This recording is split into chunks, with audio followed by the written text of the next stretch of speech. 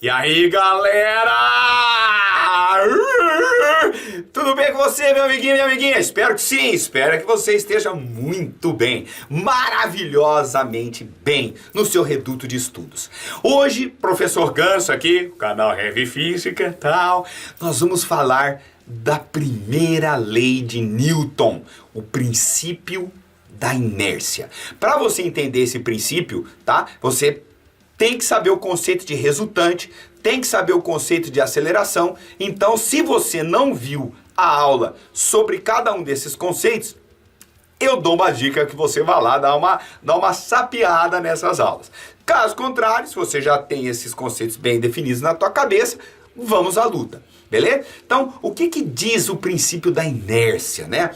Primeira coisa, a inércia é uma propriedade dos corpos que está relacionada com a dificuldade de promover uma mudança da velocidade vetorial desse corpo, tá? Então, quanto maior a massa de um corpo, maior é a sua inércia. Mais difícil é aumentar a sua velocidade, mais difícil é diminuir a sua velocidade, mais difícil é manter esse corpo numa curva, mudar a velocidade na sua direção. Então, a inércia tem essa propriedade da matéria. A massa mensura um pouco essa inércia, né? Quanto maior a massa, maior essa tendência de se manter no estado que se encontra. Então, o que acontece? Um corpo que está se movimentando, né? A tendência dele é continuar movimentando. Essa é a inércia. É uma tendência natural dos corpos. Agora lá, o corpo está lá se movimentando em linha reta. O bagulho fez a curva. A tendência é manter esse movimento. Quando você trupicou, caiu ali, a tendência é manter esse movimento. Então a inércia é essa tendência de manter o corpo em movimento quando ele está em movimento. Mas também a tendência de manter o corpo em repouso quando ele está em repouso. Então, a inércia, ela pode ser medida pela massa. Quanto maior sua massa, maior a sua inércia, como eu já disse anteriormente. O que diz a primeira lei de Newton? O que diz esse princípio da inércia? Então você está vendo aí, ó. Um corpo, ele tende a permanecer em repouso quando ele está em repouso e ele tende a permanecer em movimento quando ele está em movimento, tá? Veja só, pessoal, a primeira parte do princípio é super tranquila, é meio óbvia. Desde lá de Aristóteles já se achava isso.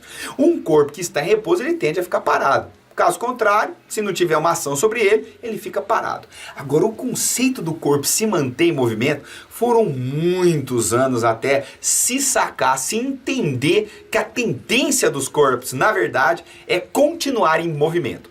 O Galileu já tinha dado uma discutida sobre esse tipo de tendência lá nos seus estudos que são anteriores ao do Newton.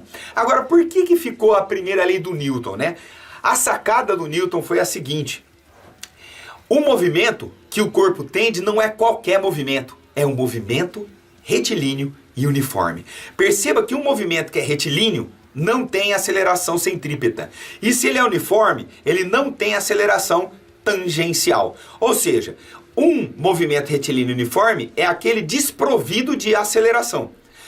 Essa é a tendência dos corpos. Para isso acontecer, a resultante que age nos corpos tem que ser nula.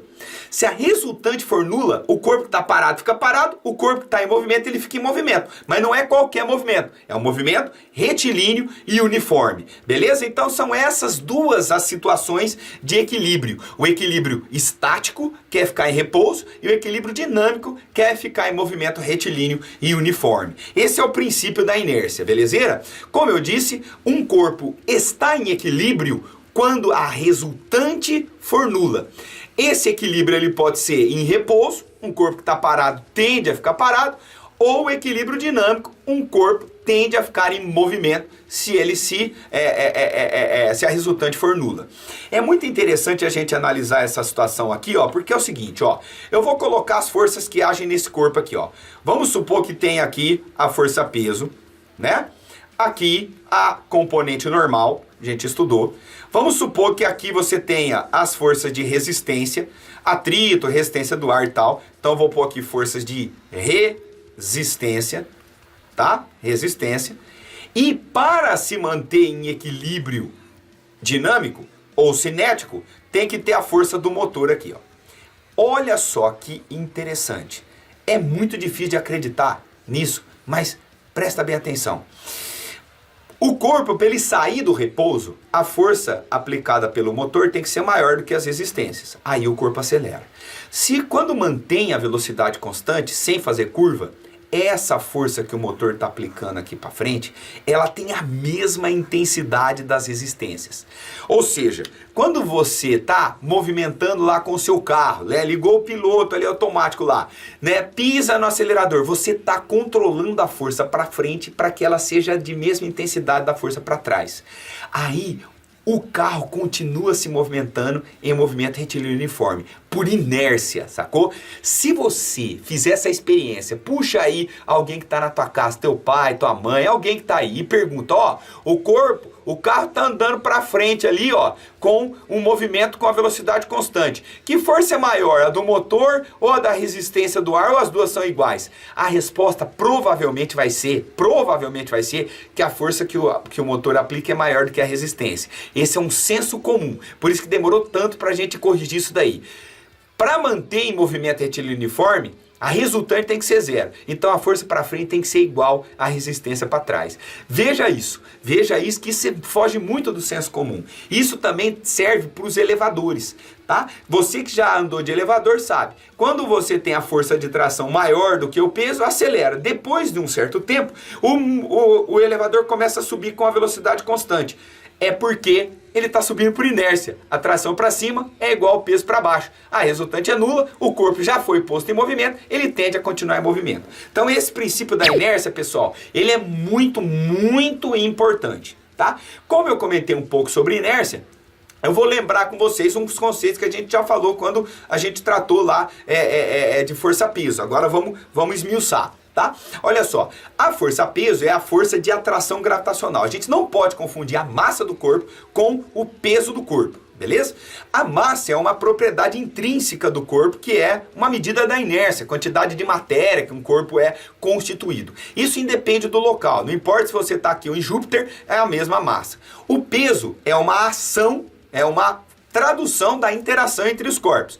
O peso é uma força que depende da massa e depende da gravidade. Então não confundir o peso com a gravidade, beleza? Com o peso com a massa, porque a massa e a gravidade que compõem a força-peso. A intensidade da força-peso é o produto da massa pela gravidade local. Belezeira? Então não confundir esses dois conceitos, tá bom? Como eu falei de massa lá no começo, lá da inércia, então a gente tem esse comentário aí, né? Então a massa não depende do local, só depende do corpo.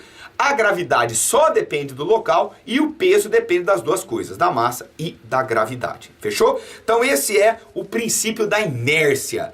A tendência que os corpos têm de se manter em repouso ou se manter em movimento retilíneo uniforme. Espero que você tenha curtido, espero que você esteja bem aí. Vamos à luta, filhos da pátria, e até a próxima! É física. Aqui a física é pesada.